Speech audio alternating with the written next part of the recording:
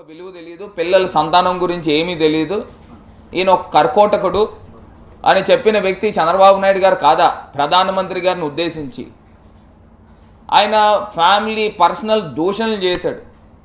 ఇదే అమిత్ షా గారు హోంమంత్రిగా ఉన్నప్పుడు ఆయన తిరుమల తిరుపతి దేవస్థానం దర్శనానికి వస్తే చెప్పులు ఇసిరిపించిన వ్యక్తి ఈ చంద్రబాబు నాయుడు గారు కాదా అని అడుగుతా ఉన్నా. మరి ఇదే పవన్ కళ్యాణ్ గారు నేను చస్తే చేస్తాను కానీ నేను బీజేపీతో కలవను, పాచిపోయిన లడ్డూలు, ఎన్ని డైలాగులు కొట్టేశారే. మరి ఇవాళ తీసుకొచ్చి ధర్మ పోరాట దీక్షలు ఏమైనాయి? చంద్రబాబు నాయుడు గారు ధర్మ పోరాట దీక్షలు ఏమైనాయి అండి? ఢిల్లీ వేదికగా నల్ల బట్టలు వేసుకుని ధర్మ పోరాట దీక్షలు చేశారు కదా. సాక్షాత్తు తిరుమల తిరుపతి దేవస్థానం డబ్బులు వాడుకుని మరి ఢిల్లీలో సభలు పెట్టారు కదా. దాని యొక్క విలువలు ఏంటి అని అడుగుతా ఉన్నా. దానికి ఏమన్నా సమాధానం ఉందా? ఇవాళ తీసుకొచ్చి మీరు పొత్తులు పెట్టుకుంటా ఉన్నారు. పొత్తులు పెట్టుకోండి.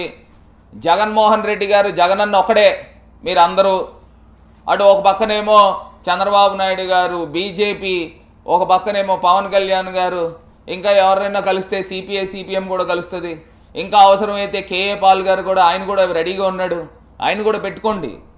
మీరు అందరూ కలిసి రండి, మేము ఒక్కళ్ళమే వస్తామని చెప్పి డే 1 నుంచి చెప్తా ఉన్నాం.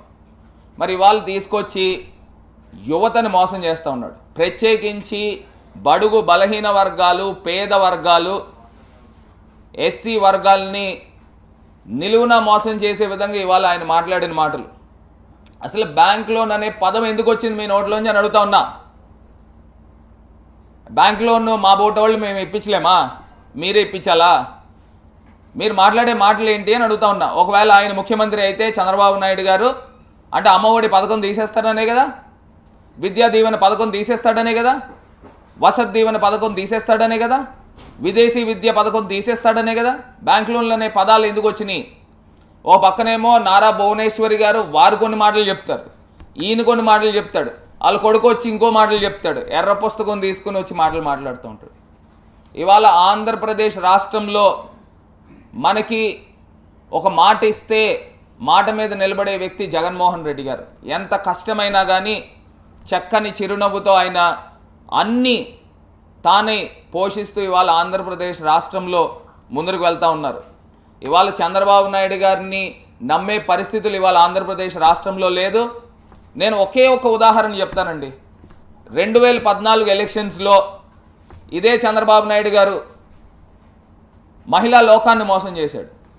డ్వాక్రా రుణమాఫీ ఇస్తాను 14,800 కోట్లు అనుకుంటా సుమారుగా, ఆ డబ్బు ఇస్తానని చెప్పిన వ్యక్తి ఈ చంద్రబాబు నాయుడు కాదా అని అడుగుతా ఉన్నా.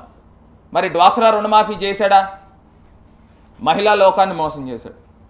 ఇంకొకటి అన్నం పెట్టే రైతన్నలందరికీ కూడా చంద్రబాబు నాయుడు గారు చెప్పిన మాట ఏంటంటే రైతు రుణమాఫీ చేస్తా అన్నాడు. రైతన్నలందరినీ మోసం చేశాడు. వాళ్ళకి ఎవ్వరికి రుణమాఫీ చేయలా. మరి ఇందాక నేను చెప్పినట్టు మూడో మాట, జాబు కావాలంటే బాబు రావాలి. బాబు వచ్చాడు, చిన్నబాబు వచ్చాడు, కానీ రాష్ట్రంలో ఏ ఒక్క పిల్లలకి జాబులు రాలా. మరి యువతను కూడా మోసం చేశాడు.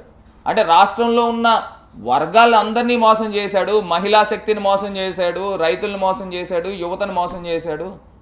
ఇన్ని మోసాలు చేసి 14 సంవత్సరాలు ముఖ్యమంత్రి కింద ఉండి నేను పలానా ఇది చేశాను, నాకు ఓట్లు వేయండి అని అడగట్లా.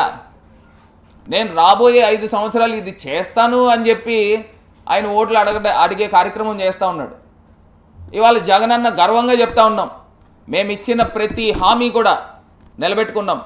అమ్మఒడి అనే హామీ మేము నిలబెట్టుకున్నాం, డ్వాక్రా రుణమాఫీ మేము నిలబెట్టుకున్నాం, వైఎస్ఆర్ రైతు భరోసా నిలబెట్టుకున్నాం, విదేశీ విద్యా దీవెన, వసతి దీవెన, ఇట్లా నేను చెప్పుకుంటూ వెళ్తే ఎన్నో హామీలు మేము ఎలక్షన్లో చెప్పని కూడా ఇవాళ మేము నిలబెట్టుకుంటా ఉన్నాం.